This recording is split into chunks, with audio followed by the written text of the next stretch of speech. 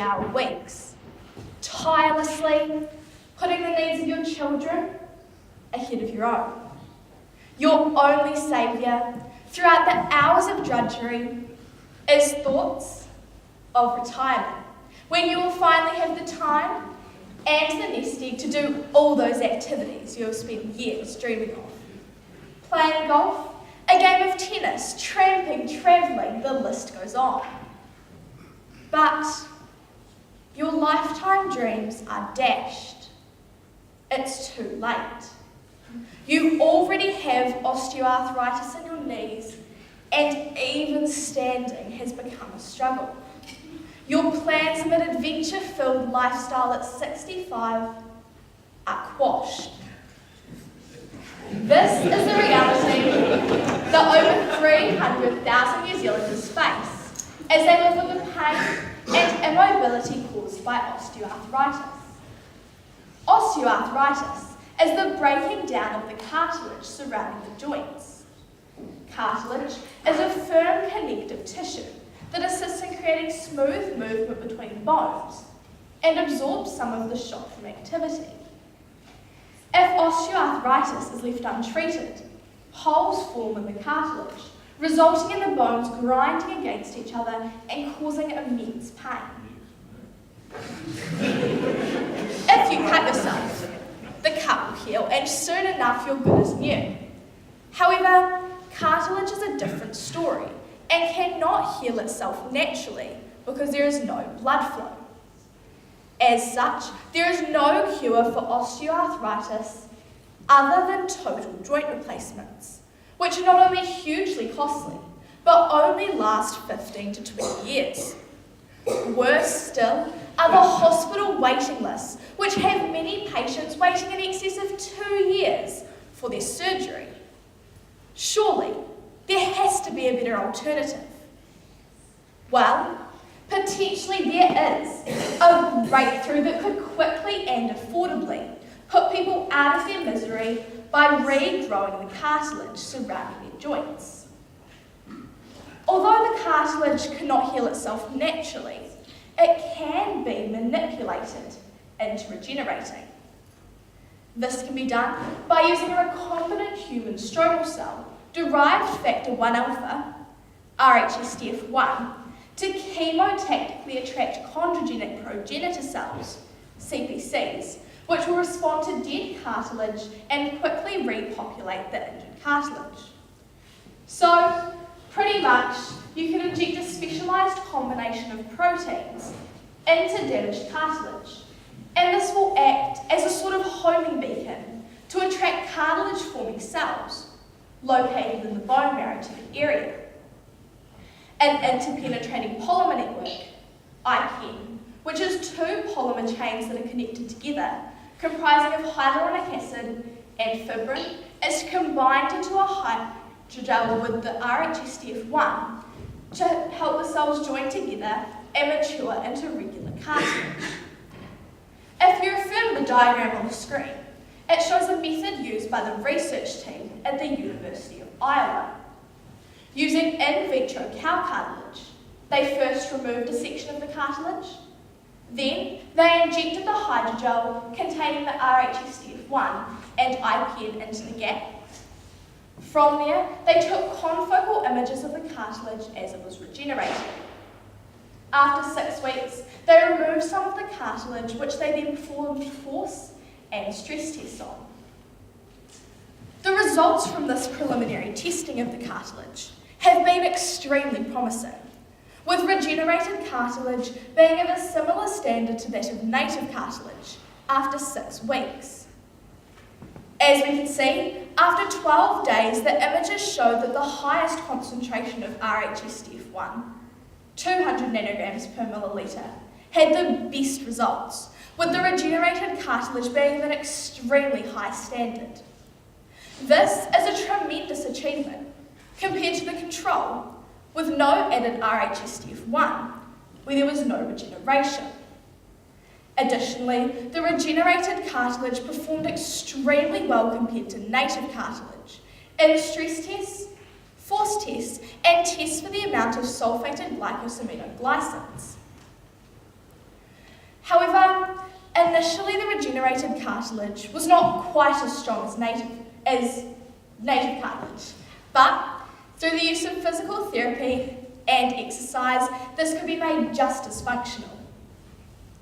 The next step in the development is to combine the process into a one-step procedure so that the hydrogel can be released periodically, possibly through the use of smart drug delivery systems.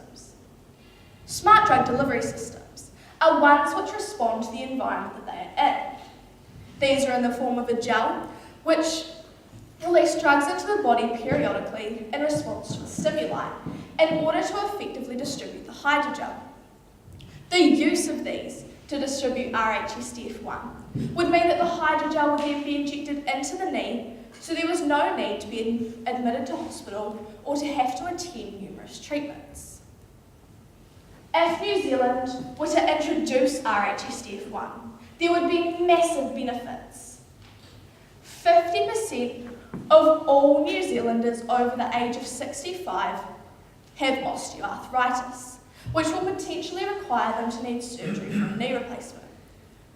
The cost of just one knee replacement is approximately $23,000, meaning that to replace only one knee of these 356,000 people, it will cost our government approximately $8.2 billion.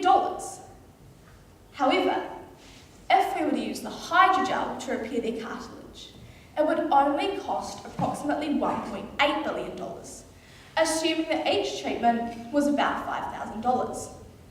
This would result in a massive saving of over $6 billion, and would likely be even more when we consider the thousands of individuals that would require 2 knee replacements, let alone hip replacements, shoulder replacements, even elbow replacements, all of which can be solved through the use of rhSDF-1. Although there are no direct environmental benefits of the hydrogel, there are some small ways in which the introduction of rhSDF-1 would help our environment.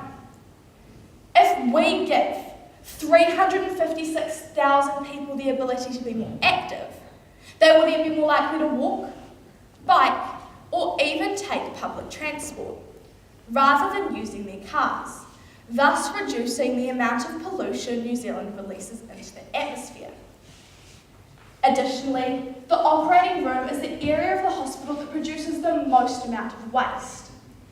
It may sound a bit pedantic, but when we consider that for each joint replacement surgery, there are at least 6 staff in the room, if these 356,000 people were to be given surgery for a joint replacement, it would result in 2,136,000 pairs of gloves, booties, hairnets and aprons consumed, not to mention the monumental amounts of bloody bandages, swabs, needles and even the packaging for the surgical instruments.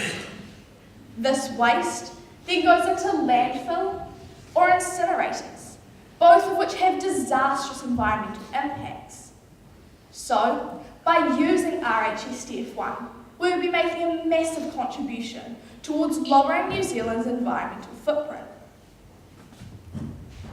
The introduction of this gel would have a huge impact on New Zealand's social wealth, enabling those retired to continue to be productive members of society, helping to raise their grandchildren, and being involved in charity, sporting, and non-profit organisations. With an ageing population, it is important that the well-being of our elders is a top priority. rhSDF-1 will ensure those living with osteoarthritis are pain-free and mobile during their retirement, enabling them to partake in all those activities they look forward to. Although the elderly would be those that would experience the largest benefit from the inclusion of this miracle gel into New Zealand medical practices, there would also be younger people that would see a massive benefit to this technology, particularly those who have suffered injuries to their cartilage. Take rugby players, for example.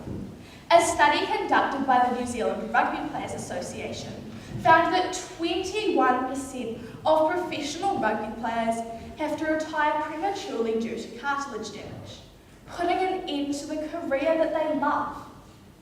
Think of the impact rhSDF-1 would have on their lives, as it would enable them to continue with their passion. In conclusion, New Zealand's utilisation of this miracle gel will revolutionise the way our elderly live out their golden years.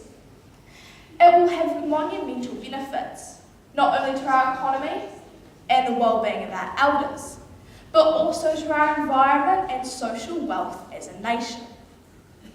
In the wise words of John Hoven, taking care of our seniors is perhaps the greatest responsibility we have. Those who have walked before us have given so much and made possible the life we all enjoy. So let's utilise rhSDF-1 and enable our elderly to live out the retirement of their dreams.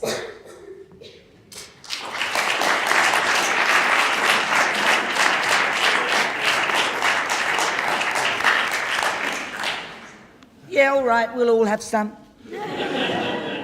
Maddison, this is presumably under patent somewhere. Like, what's the status of it commercially? Yeah, so at the moment it is in the development stages, and although it doesn't actually state anywhere, one would assume that yes, there is a patent on it since it's so revolutionary. But, you know, patents do only last for so long, and there's only so long you can keep them. So although initially if it reached the market, the drug companies that got the rights to it would try and hike up the price as much as possible to make it comparable to a joint replacement. Eventually, you know, if it had been out in the market for a few years and their patents run out, then the cost will come right down. So the $5,000 isn't an unreasonable estimate. So actually there's not a lot New Zealand can do about it except sit and wait, or lie and wait. Well, at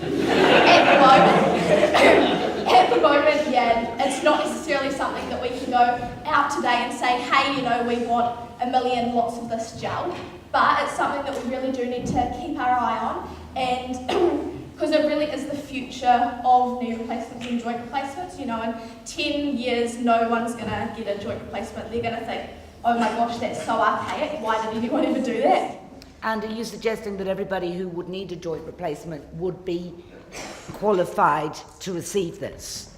Yeah, there's absolutely no reason if they need a joint replacement, as long as it's just for damage to their cartilage, not because their bones are shattered or whatever, yeah, then yes, they would qualify for this hydrogel. Thanks, Maddison. Cool, thank you.